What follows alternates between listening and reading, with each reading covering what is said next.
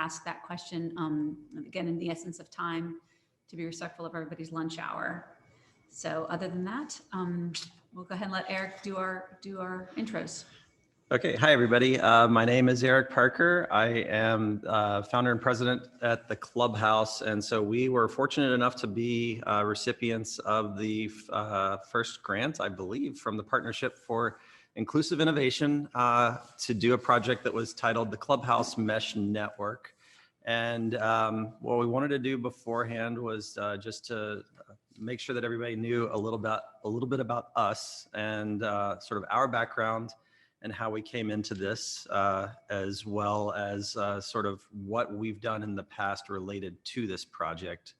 So a bit about me is that I am an architect. Before I got into entrepreneur support, I am from the Augusta area. I had moved out to California after getting my degree in architecture from Georgia Tech, where I worked in the field for a while. And sorry, it's a little distracting running the waiting room at the same time.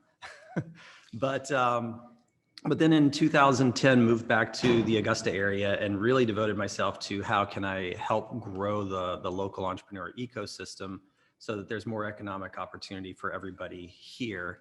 And it was in the early days of starting the Clubhouse that I met Grace, who was one of our founding members and is our executive director. Hi. Hi, everyone. I introduced myself earlier, but like Eric said, I was one of the founding members of the Clubhouse, having met Eric in 2012. And I had grown up in Silicon Valley in the Bay Area and then moved to Georgia over 20 years ago. And so taking a sliver of a little bit of the startup entrepreneur culture, all the good things about innovation and venture capital and angel investing and really supporting our community in the economic development space is what planted the seeds for the Clubhouse. And as we move forward, we'll talk a little bit more about expanding beyond what we're doing in Augusta and in Georgia. But that's my bio. I want to get into the meat of this as soon as possible. Into the meat. Okay, so I'm going to go with the screen share now. Okay, thumbs up if you can see my screen.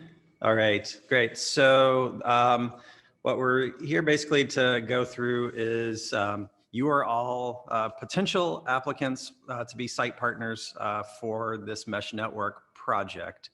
The first thing we really want you to know is, first, as the Clubhouse, we're an entrepreneur support organization ourselves. We've been in the trenches of this for pushing 9 years at this stage. We've helped 100 companies plus in the Augusta area get started. They've created 1,000 jobs in our community. We've run tons and tons of training programs.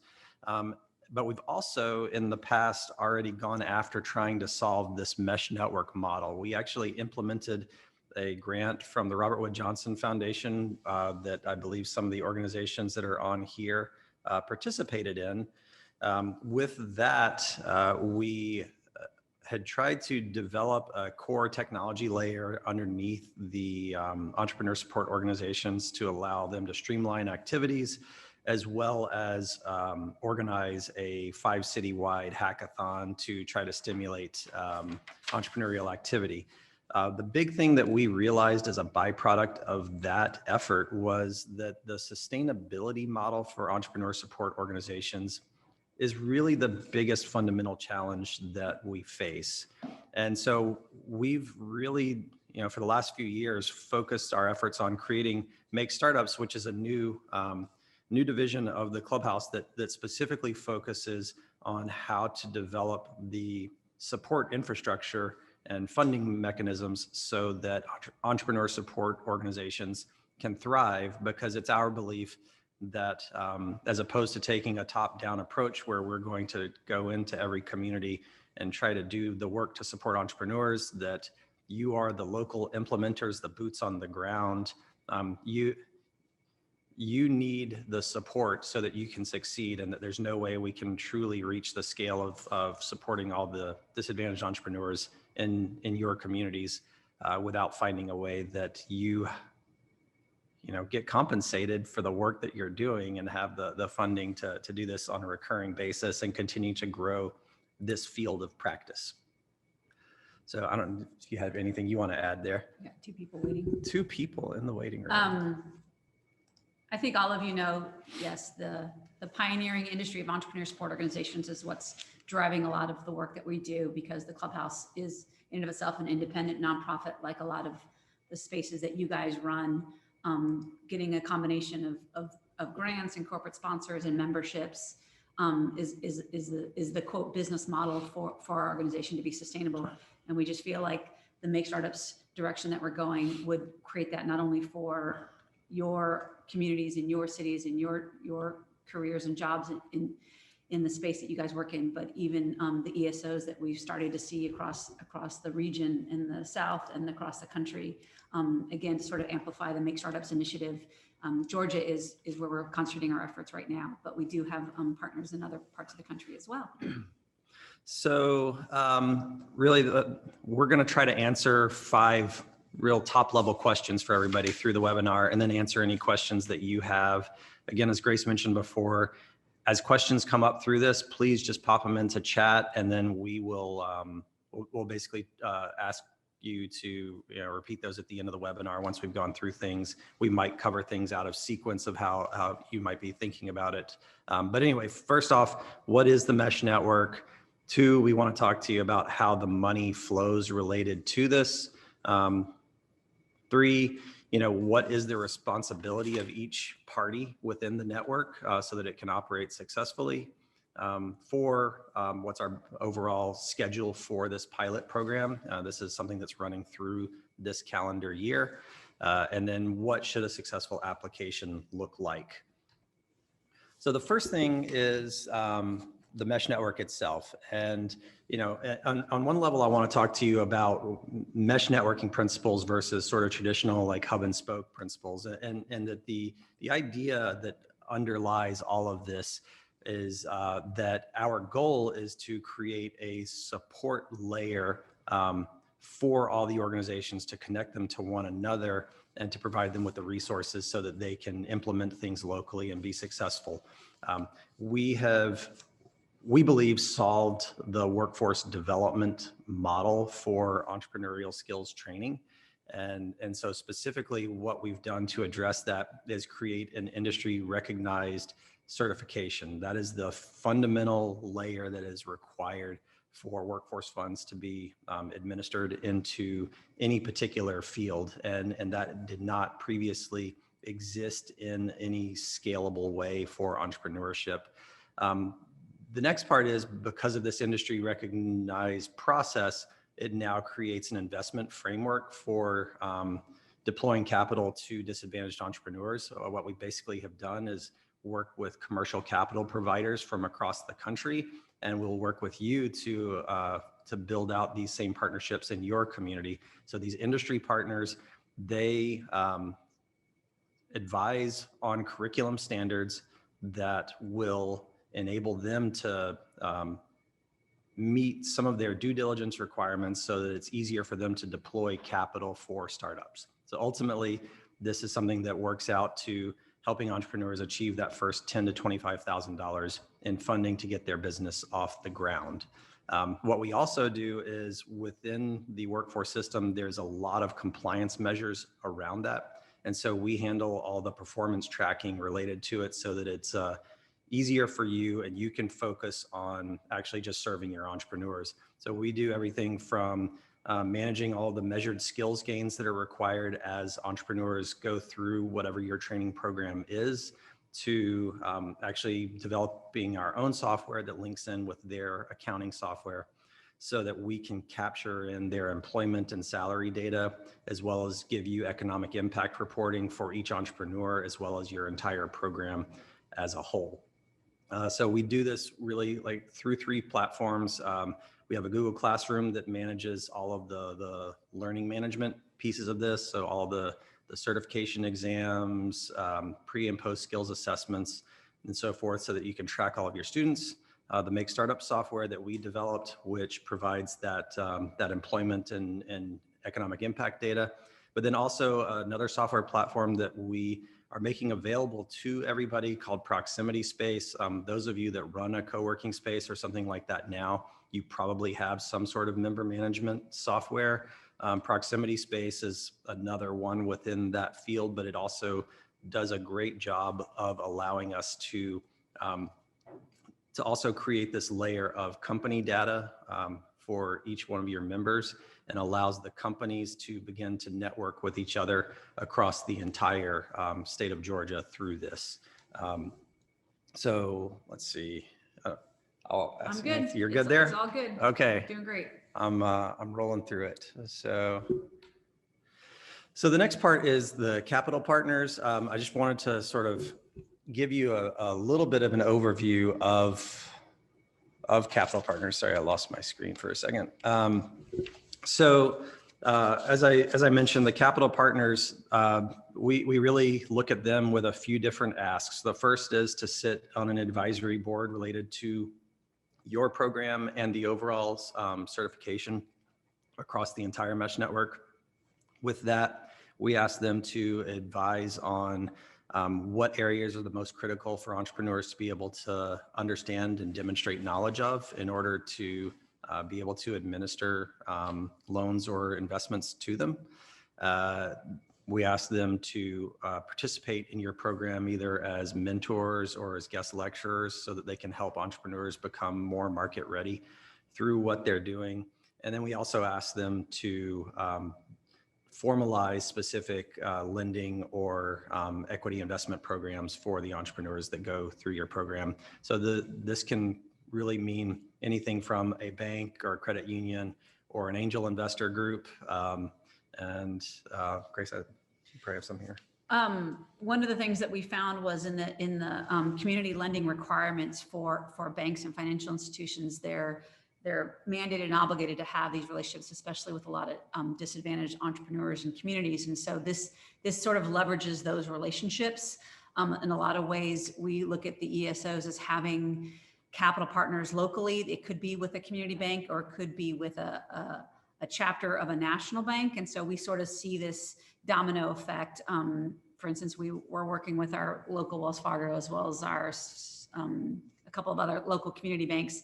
And it really is to help distinguish between anything that can help our entrepreneurs access to capital. And that includes low interest loans versus predatory lending. It could be access to small business grants that a lot of banks have been amplifying over the last 12 to 18 months, as well as leveraging even the digital bank space that exists that may not be geo-based. And what does that look like for entrepreneurs to access that capital? And it could be, again, not really big amounts of money. It's really the money that sort of launches them to the next step. Yeah. So, and I'll sort of dovetail into that with the, let's see, the workforce boards and their roles. And so there's this really interesting dynamic interplay between the capital partners and the workforce boards, because going back to the nature of workforce funding is it's centered around training people in specific industry verticals. So it's typically geared towards existing industry platforms. So you want to learn cybersecurity, you go get a Security Plus certification. It meets certain requirements within that. Entrepreneurship becomes infinitely more challenging because it's this horizontal that crosses into every industry, and it depends on what you're doing in your community. But commercial capital providers are ultimately the ones that provide that first bit of money into an enterprise so that an entrepreneur can succeed. So we think about it from the standpoint of this gap that exists for disadvantaged entrepreneurs before they might qualify for an SBA loan, or as a program that is essentially a pre-accelerator. So doing a program where you work with an investment group that can then run an accelerator program for graduates of this, where they're able to get that first 10 to 25K. But with workforce boards, we have to document what all these industry curriculum standards are. So we develop the standards of testing around business planning, business finance, business law, and business technologies. Really at this sort of overview level, we think about it as what are the core things that someone needs to know about each one of these to run their business, not necessarily how they become the experts in each one of those particular things. But then related to the workforce boards, we also, that's what gives you the industry recognition, but then we support your pilot program's application for state approval. In context here at the Clubhouse, we're really the very first alpha site for this. So we have gone through the process now. Our program is submitted on the Georgia Non-Public Post-Secondary Education Commission's route for authorization to teach in the state of Georgia, which is a physical requirement for any school that wants to receive workforce funds.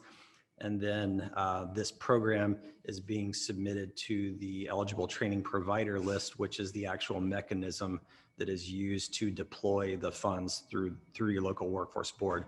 So our class launches April 27th is our start date for our first class here. At that point, we'll have this program on the ETPL for the state of Georgia. So anyone in theory could teach to it, but you also have to have a the GenPEC, Georgia Non-Post-Secondary Public whatever Education Commission approval, so that you can teach. And there's a number of different ways that we'll talk about that you can qualify for that. But then ultimately it's providing these measures that we do through the software pieces that becomes essential to maintaining the funding, because this is going to be a one and done for 1 year if we don't all meet the outcome reporting requirements that Workforce has. So I think, now my job is to get you hopefully excited about it, because I've gone through all the mind-numbing bureaucracy that underlies all of it to a degree. And here's the sort of back of the napkin around it. The Department of Labor manages about $9.4 billion in discretionary training funding that eligible students across the country are eligible, you can receive basically through financial aid grants between $4,000 to $8,000 that are placed into individual training accounts and administered through the Workforce Innovation Opportunity Act. We believe that entrepreneurs that graduate one of these programs in your community should be able to qualify for their first $10,000 to $25,000 in investment capital, either through a line of credit, a small business loan, or angel investment that exists within your community that can be mobilized around this. And that as entrepreneur support organizations, you can generate more than $250,000 a year annually through these industry recognized programs. And so to understand how that will work, first I sort of want to go back to the roles and responsibilities within the mesh network. And so if you think about Make Startups itself, think about it as the network protocols and framework that allow you to do the work that you do as a local site implementer. So we handle all of the credentialing and compliance and the software tools and data management side of the equation. We create that standardization layer so that everyone can work. You do the local outreach to build your capital partner network, to find students in your community. You're the organization that will do instruction, and you're the one that does entrepreneur support. So you will need to have your own curriculum. We don't mandate what curriculum that would be. There's examples that we have already chosen to work with and to do preliminary curriculum alignment for. So one is the Kauffman Fast Track program, and another is Costarters.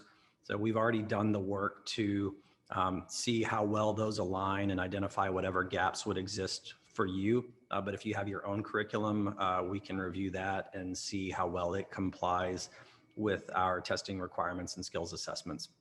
But then let's see, if I go to here, the way the money will actually flow to you and to us throughout the grant, because fundamentally this is about how do we generate sustainability around the practice. The Partnership for Inclusive Innovation, they granted the Clubhouse $250,000 to start this pilot program. That's money that we're using in this calendar year. Each site partner, in addition to all the services that we're going to do to help you get your program off the ground, you'll receive $25,000 from the Clubhouse based on milestone achievements along the way. The each site's state authorized school, talking about that GenPEC piece that I told you, they'll receive roughly $5,000 per student from WorkSource Georgia. That money is paid, you can invoice for that money on the first day of class. And so it's usually paid within a net 15 or net 30 timeframe. Whatever the school is, pays Make Startups $1,000 for handling the certification and reporting piece of that. The school can be anything from your local technical college. You could contract with the clubhouse that's already gone through that process, or there might be another GenPEC authorized entity in your community, such as Goodwill sometimes has this, and there's other organizations, or your organization could pursue it on its own. And ultimately, our goal is probably to help you as an organization pursue that. But I think it might be difficult in the timeline of this project to do it for your first cohort. And then just to make you aware, the schools may have administrative costs that need to be covered along the way. And so what we're trying to get you to understand is there's roughly speaking a $4,000 per student pot of money that would be the net out of the course. If you're the school, if you're not the school, it'll be a little bit less than that due to the administrative costs. And fundamentally, we're trying to build a system where you can train 50 plus entrepreneurs in your community a year. So that gives you an idea of what the revenue flow would look like. I'm going to talk a little bit now about the milestones that we have for you. Most of you, I think, have been to our website. You can see where we've actually also put out the milestone deadlines for things. And it is an aggressive timeline right now because we are anticipating, because of the way the funding works, to do all of this in 2021. That's not to say that it wouldn't continue in 2022, but you would already be in the system getting these revenues. And so knowing, I think all of us are familiar with grant writing and the capacity of your team to do these things and what that looks like in terms of getting the application ready. We want to make sure that when you do apply, obviously you need to give yourself a couple hours actually to fill out the application. There's a lot of things that we ask of you in that space. The applications are due March 31st. You do have to think about the team that you're going to be using to help launch this and sustain it. And that includes your internal team, your marketing team, your mentors, your administrative team to do the reporting metrics and the capacity for you to reach the volume of entrepreneurs that we're asking you to find within your communities. During the month of April is when we'll be doing finalist interviews, semifinalists. We'll be talking to communities that sort of get through the paper grant application. We are looking for 3 or 4 communities around the state of Georgia. Again, like Eric said, we're concentrating on the Augusta region. And once we do that, we will execute a site partner agreement and then conduct the onboarding. Once your community has been approved and we've done the contract, it really does give you guys almost 2 months to launch your first training program. We do ask that you have at least 20 students in that program. And these things are all tied to the payment schedule that we had talked about in our previous slide, the $25,000. You'll be getting a check from us once you meet these milestones throughout the year. And depending on how you decide to formulate your program, your curriculum, some communities are doing it, full time. Some of them are doing it 2 evenings a week. Some of them are doing it 6 weeks, 12 weeks.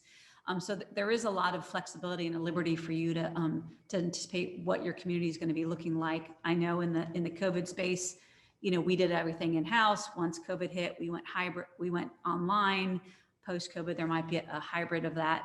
But we do ask that you have at least 40 students go through to their first day of class by December 31st of this year, so that we can again sort of track what those numbers look like and make sure that you're getting the funding that you need to get this program off the ground.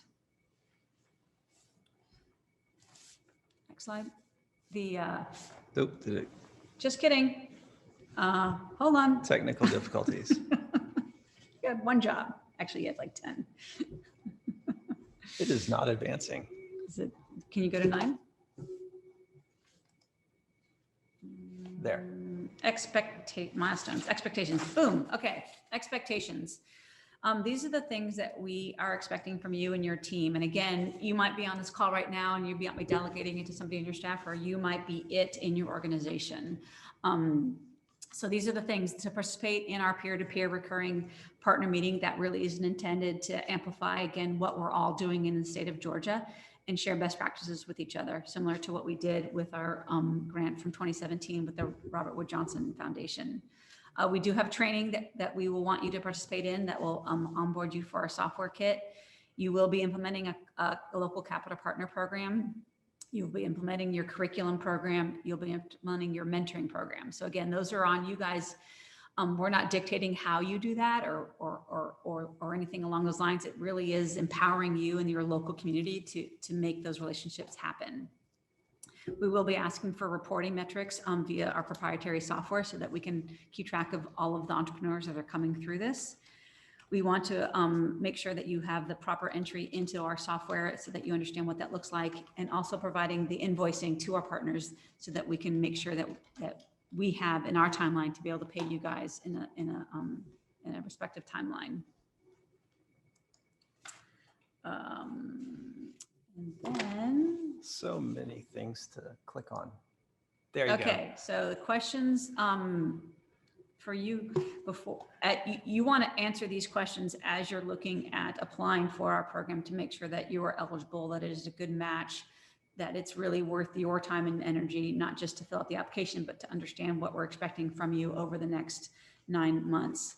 Do you think that your organization is going to be able to reach the workforce eligible entrepreneurs? Those entrepreneurs are usually classified as dislocated workers, unemployed, underemployed, or might be needing some reskill up training, excuse me.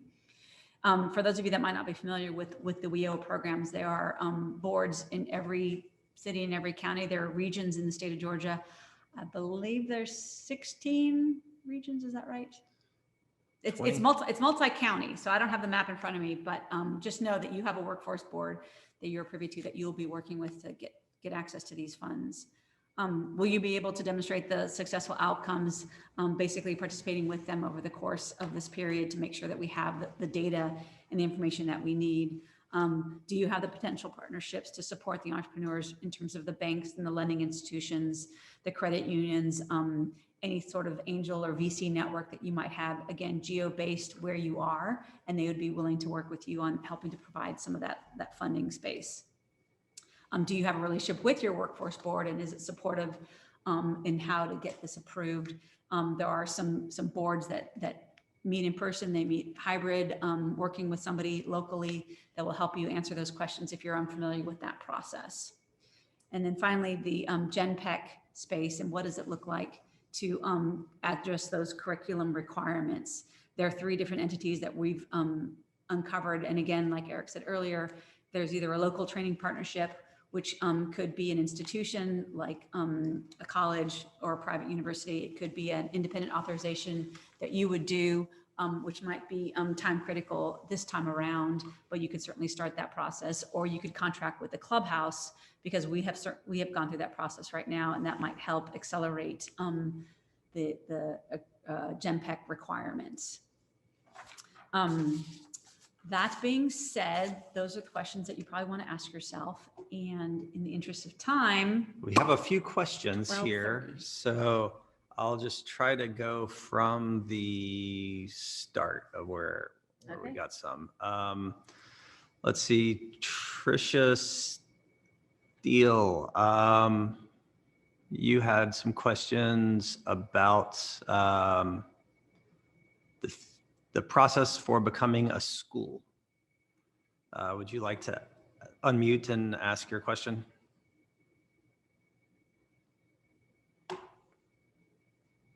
No, I think you mostly answered it, Eric, that it might be time prohibitive for this calendar year, but that there was these options to, these other options. So I think I've gotten that. It sounds like it would take longer than the amount of time that we have in order to become authorized. Is that what I'm hearing? I think so, at least for the July portion of the deadline. I think certainly by the end of the year, that's an achievable goal. It takes, roughly speaking, about 6 months to get GenPEC approval. So if you have not already started that, it would be difficult, obviously, by July to have that in place. But certainly by a December cohort or absolutely by 2022, you could make that happen. Very cool. Thanks. I will go ahead and say historically, with workforce programs that we've done, we partnered with Augusta Technical College. If that's not a relationship that you've developed in your local community, it was incredible from our standpoint, from helping us mature as an organization as far as understanding what the documentation and administrative requirements were around training programs. And so your local technical college could be a great resource for you to serve that. Let's see, Jen, you had your hand raised. Did you have a question? So yeah, I got a couple of questions actually, and it really has to do with like what does success look like for the entrepreneurs that go through our program? I mean, how much, I know the metrics that you're tracking are kind of standard metrics that we track at incubators, but I'm finding now that I'm not in Metro Atlanta, that success is very different. You know, success might be a one-person entity that gets some clients and is able to pay themselves versus, you know, a 10-person company, right? And so my question is, how much is that, you know, is that okay? Is a one-person business getting to the point where they have revenue coming in? Is that success for this program, or do I have to scale the business bigger than that in order for it to be successful in the eyes of the state, really? Right. Yeah. So workforce development actually doesn't care directly. I would say it cares more indirectly about the other job growth. What it most cares about is the job creation for the person who took the course. So does that entrepreneur create a job for themselves? Workforce development will, once they're exited from your program, they will measure in the second and fourth quarter after they complete it, whether that person is employed and what is their wage. And the goal for the program is that the average wage for your graduates is $11.50 an hour or higher, I believe, for the state of Georgia, and that 80% of your graduates have, either 80 or 85% of your graduates have basically become employed. But then you also have, I think it's 80% of your participants must graduate. So if you go through the numbers, that gets you into the, you know, 65 to 70% range of participants being employed if you're only working off of that. So, I mean, but how does this work in, like, so how does this work in a smaller city? Like, I'm running a boot camp right now, right? The Idea Accelerator boot camp. I had 25 people come to the first intro class, which is free. So I hit, you know, more than 20 people. I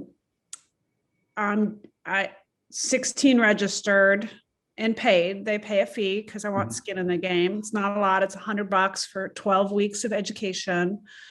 And now I'm down to 11. Right. So what? So I'm already below the number. And this is the third year in a row. And this is about what's happened each year. So I'm below the 20 for the first class, right? To start with. And then I have significant dropout, and maybe that means I should stop teaching. No, I mean, I think that's a commonality. I'm the tough love coach, but you know, maybe I should just stop. But I've been at this a long time, right? Since 2008. So I'm just in a different city trying to figure it out. Yeah, you're definitely a well-experienced ESO from where I sit. I think it's a matter of structuring a prerequisite course that is where you handle the weed out period of who's going to take it seriously. And so instead of maybe having 12 weeks where everything is happening, maybe there's a 4-week period. If you're able to say, this is where I typically have my highest degree of drop off. And so from this point forward, I feel Yeah, confident in that an can 80% make sense, graduation. right? So the customer discovery process, the first 4 to 5 weeks is if they don't find a customer in the first 4 to 5 weeks, they drop out, right? So then when we go into the financial aspects, corporate structure and investment strategies, they tend to stick with it. So I guess you make the class that component. Right. So with what we're doing in Augusta, we have developed we handle it through a workshop component at the beginning where they have to go through the sort of market analysis side of the equation and a personal financial side of the equation. So is there a market for what they are doing, and can they afford to be an entrepreneur? And after that, if they complete that and it seems like a good fit and they still want to do it, that's when we accept them into our program.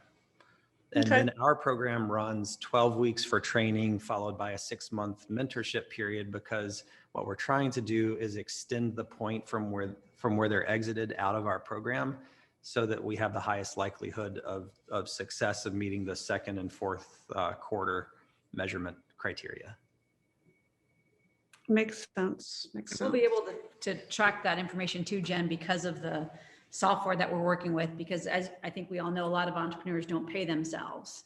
And so to be able to understand that we're going to have the documentation just to prove that they are writing themselves a paycheck, however small, will help to validate and provide that evidence when they graduate that yes, they create a job, even if it was just their own job, because we've seen that they have a payroll in place. Yeah. So Yeah. I just know that I usually don't pay myself for 3 years when I start a new business. So I have a little hard time with this, but I start different types of businesses. I have to remember that I don't qualify as unemployed, underemployed, or needing upskilling. So I'm not qualified to be in the program. yeah, now I'll tell you. So in the state of Georgia, there's an interesting level of flexibility in that each training program is required to meet 2 of the performance indicators. So by successfully graduating the appropriate percentage and by demonstrating measured skills gains, you meet the minimum compliance requirements. Now, your local workforce board may choose to not fund the program afterwards based on income issues if it's dragging their overall regional performance down. But that's where we're also working at the federal level right now. The legislation is being reauthorized this year. And so tomorrow I'm meeting on the Senate side to talk about what additional measurements might be. And we're also trying to work at the state level.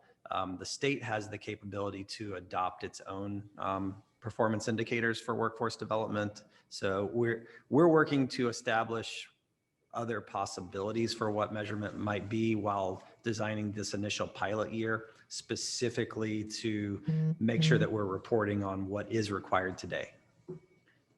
And I would say too, Jen, that one of the other things that we have found in some communities is if you feel like you have a collaborative network of other ESO type organizations, if you don't feel like you can find the numbers within just your organization, there is the opportunity to partner with another entity, whether it's a chamber or an EDA or a HBCU, that you could find the entrepreneurs that would qualify for this program, and then you would work together with them to take that data, and it would maybe bring in the numbers that you needed to get the funding.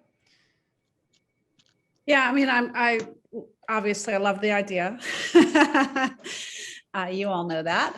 I love what you're doing. I just have to figure out if the timing's right for us personally. The Creative Coast, I certainly, because I'm running a boot camp right now. Like, had I known, I probably wouldn't have launched a boot camp when I did. That's right. So I've got 9 months left in the year. Yeah, no, but you have a requirement to launch one before July 31st. That is true. And I don't know about other communities, and I seem to be occupying all the Q&A here, but in my community, everyone kind of moves slower in the summer. I'm just going to say that. In Savannah, Georgia, we move a little bit slower in the business world in the summer. So it's really hard to get people to think about doing a program like this in June and July. Mm-hmm. Yeah.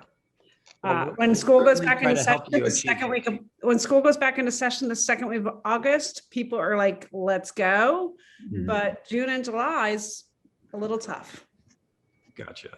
Well, we'll do what we can on our side to help you start by May if you want. Get you guys in before the beginning Yeah. of the summer. We do have Carrie on this call. She's actually part of our team, and she has a lot of WIO experience. I know she's put in the chat the fact that, you know, the where the WIO boards are. If there's some specific questions related to that, I'm sure we can make her available offline to answer any of those questions for you. I see also we talked about, what are some other things that are Well, in I there? was going to Elizabeth Wells. You had a question about rural communities. Yes, I was saying how wonderful the concept is. My concern is this applicable for rural communities that typically have low capacity or don't have any support services in close proximity, if we're really just starting from scratch? I believe so. I think that the struggle you'll have is the total number of entrepreneurs that you might be able to serve. I think we would encourage you to go for it, but to look deeply at the numbers around it. So wherever the numbers happen to be that are sustainable for you to do it as a community, that's what I look at. So, can you make it financially work if your community is only large enough where you think you could support 20 or 30 entrepreneurs a year? We gave the sort of back of napkin numbers around a 50 entrepreneur a year program, which is where we think most of the mid-sized communities would be. And we think Atlanta could probably, go even higher than that. If you're in a smaller community, I could see, 30 being the potential target, and I could see where viability could be possible still there. Is this possible if you don't already have some type of kind of aggregated hub that's starting to try to launch businesses? So we rely heavily on our small business development center that's out of Rome for kind of wraparound services or capacity building. We don't have anything locally in the county that really provides that support right now. Well, so one of the things that we would want you to address in your application is the partner network that you would have. That's why we have, so within our application, I think if anyone has looked at that, it's very heavily looking at partner letters, because we're specifically trying not to discriminate against people who are in the earlier stages of starting out their program development. I mean, this is a new workforce training program, so we don't expect people to already have experience running that. So if you're able to demonstrate that you believe you have the network capacity and to reach people in the community, then I would say go for it. The other thing I would look at is, and I don't know the population of your county offhand or your region, but in the state of Georgia, I want to say it's 0.041% or 0.41. I can dig up that number and send it out to everybody. Anyway, 0.41% of the population it's got to be 0.41% of the population starts a business each year. So if you go through your county population, multiply times that, then you'll know how many people you could reach and what your market share would look like. Okay, that's great. And Trisha actually has reached out to kind of help us. So thank you, Trisha. Secondly, I just wanted to say our senator is Jeff Mullis, the chairman of the Rules Committee for the Senate. Is there any way we can help advocate for you guys locally with him? Is there anything that you can send me that we can send to him? Yeah, well, we're going to share with everybody this PowerPoint that we have today so that you can see it. If there's any other so we have ones that we've put together specifically for government officials, and we also have our own workforce policy framework that we'd be happy to share. Great. The one for elected officials would be awesome. We could shoot it to him today if that would be helpful for what you're trying to get done. I think, what did you say, tomorrow? Yeah, I'm doing my talk tomorrow. Okay. So yeah, Yeah. I appreciate that. We'll send it over. Let's see if there's any others in here. Yeah, I just want to again sort of reinforce for those of you that are outside the Atlanta Beltline, no offense to Atlanta folks, but because that's an urban density space, we understand that the numbers might look skewed, but we really are intending to amplify the rural communities, the small and mid-sized communities, because that is exactly what we're trying to do. Is again, it's inclusive around the state. And so don't be dissuaded by the fact that you might not think you have the population for this. I think even in the hybrid model, understanding that you might have somebody that might be 30 or 40 miles away from whatever your sort of geo-place destination is, it could be something that they could access online. It could be that they're not meeting with you because of COVID anyways. And so you really should be able to look outside the boundaries of like, oh, this isn't right in my backyard. And we're like, yeah, that's actually okay. Again, it has to do more with your network, your community network. You're going to know, you know, your chamber presidents, your bank presidents more so than somebody who might be in an urban city where there's hundreds and thousands of people. And those relationships are going to be really, really important. So I know one of the people on the call is Enoch with Costarters. And I saw you had a comment about, there's like 2 comments in here about the Costarters program. I wonder if you could speak to, because you've been at this training nationwide for a while, where you see the ability to meet some of these performance standards. Sure. I mean, it's already in here. I think it's helpful what Tricia was sharing there about co-starters. Might be more helpful to hear from the people on this call who are running co-starters programs. Yeah, I mean, our model is built to definitely engage people who are maybe are harder to engage, not optimized for the high growth, high tech, but just anybody who's in business. What I think is really great about this workforce development program is it's really measuring, you know, whether people who are underemployed, you know, increase their employment, or who are unemployed, you know, are actually paying themselves for their work. So we know a lot of businesses that might even exist where they're not paying themselves. They just need to actually start paying themselves. And Co-Starters as a community organizing model has been very helpful in identifying those people, bringing them together, helping them to understand just kind of like the concept of, oh, I should pay myself, to then meet those metrics that this program measures. So I see a lot of opportunity, even in lower density populations, to be able to engage the right type of people that this program measures in a way that can get a much wider reach than maybe a typical program might, and is optimized toward these metrics. So we're, you know, in the way this model's set up, we can be that program partner with y'all. So you get extra support, not just on meeting the requirements that Eric and his team are working on, but actually in the outreach and getting the right people in the program. Thank you. So of course, we're happy to talk with any of y'all and putting, you know, as you put in your applications, if you aren't already working with us. Thanks, Eric, Lee. I just wanted to add that outside of the Metro Atlanta area, your workforce development regions are fairly large and rarely consist of one county.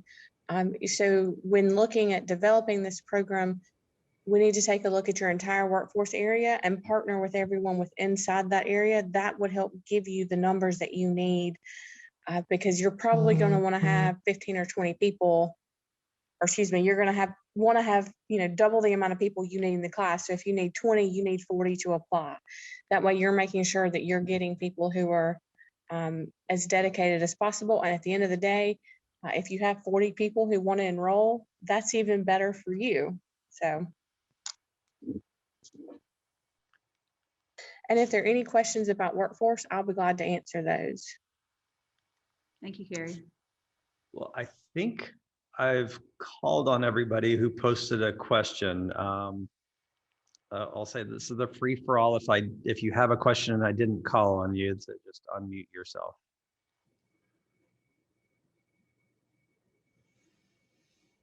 Okay. Well, with that, let me stop the screen share so we can actually see everybody again. There. Thank you all for joining us. Really hope this has been informative. I hope that you all will consider applying. If you have any further questions along the way, we're certainly here as a resource for you. You know, the applications are due on the 31st of the month. We I just want everyone to know we are ecosystem builders too. We've been here in the trenches forever. Our heart is with you and the work that you do. It's really our belief that supporting the work that you do in your communities is the most important way that we can make a difference in making sure that entrepreneurs receive support. I think that far too long the world has looked at entrepreneur support is something that can just be a volunteer-led effort, and I think that we all have experience to say that that really becomes unsustainable to make something that truly creates an impact in your community. So whoever does apply, we really look forward to reviewing your application and hopefully working with you over the next year and beyond.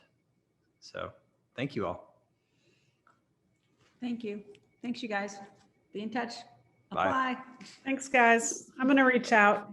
Okay. Take care. Sounds good. Chat. I feel like I need to apply, but I don't know that its timing's right, but I feel like I should do this, because Yeah.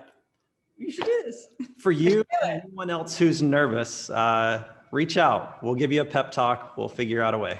It's just Grace and Eric. We know half of you. yeah, it's not nervous. It's focus and Yeah. it's timing. But I somewhat feel obligated, since I'm the one that threw the project to you all and said, go do this because the state wants this. Yeah, and you have a big enough region that I think I have a region. Yeah, you certainly can find the numbers. I certainly think you can. Yeah, I mean, but there's some like unique challenges. Like, I guess I would start with your membership platform just for people that enter this program. Because if I move membership programs from my co-working space, then I got to change people's credit card information, and then you lose members, right? So there's Chase over there shaking his head. So I do don't want to go ahead and say proximity space, in our view, is not a requirement for each site within the grant. It is a benefit that is available for each site. Yeah, we're basically underwriting all of those management systems for the course of the program. And so we're hoping that, as you see the ease of access to all of that data, it'll be seamless, but it's, again, not. I got to get people to put credit card information in a different system than it's already in. Absolutely. Yeah. Although depending on how you manage it and where your current system in a space where people aren't coming into the office every day. Yeah. That gives them a chance to say, hey, why do I really pay for this office space, right? If your current system servers reside in the US, it's probably possible to migrate them without them knowing they've been migrated. But if they reside in Europe, the rules will make it a lot more difficult. And then I got to look at the curriculum stuff. I got to think about that, because I've been using the ATDC curriculum, which you all know well, right? I wrote it. But it may not be the best thing for this, right? So it could be perfect. And I mean, our goal with the Make Startups hat is to do the work to align as many curricula as possible. And what we're doing is trying to develop individual modules for wherever any gaps exist related to the skills assessments. Well, yeah, my other thought is to talk to HDC next week, because it would be in their best interest to help align the curriculum in a manner so they could say our curriculum meets this requirement when they talk to cities and people across the state. Yeah. I mean, that's the beauty of the flexibleness of this, is that we already have some things in place, whether it's the fast track or ATDC or Costarters. And so again, we want the community to meet their members where they are, and then we can help fill in those gaps, because we can see in curriculums already that there's not one perfect recipe, and that's not what we're advocating. We're seeing that there can be things that complement existing curriculums. And then I was shocked at who is an authorized GNPEC in my region. Savannah Technical College is not one. Savannah, what about Savannah State? Savannah State is not one. SCAD? No, it's weird things like Strayer. All right. Okay. They're probably on the national registry list, because they are eligible training providers through workforce development. Okay, but they're So not there are showing. different- They're just not showing up on GNPC. This is all really weird schools, like dentistry school, dental assistant school, and by the way, I could partner with the Georgia bartending school. Woo! It's a gig. Carrie's the one. Carrie, reach out to Yeah. Carrie and she will walk you through the system because I can't imagine that you're not going to be able to find. Because I would want to go with Savannah Tech or Savannah State. I mean, Savannah State would be ideal right now because I think their students that are graduating are just perfect fit that have entrepreneurship Yeah. passions. So Yeah. there's going to be cases like that because they have a larger accreditation body that they go through. So they don't have to do the Georgia non-public post-secondary education authorization. The GenPEC is the vehicle by which non-accredited schools get approved. So accredited schools are already like automatically in. They just might not be on that particular list. So I need to correct my slide to be a little bit more clear about that as well. Does that make sense, Jen? Yep. Okay. Yep. Well, for everybody who stayed for the after party discussion, thank you. And good luck with your applications. All right. Okay. Thank you. Take care. All right. Bye.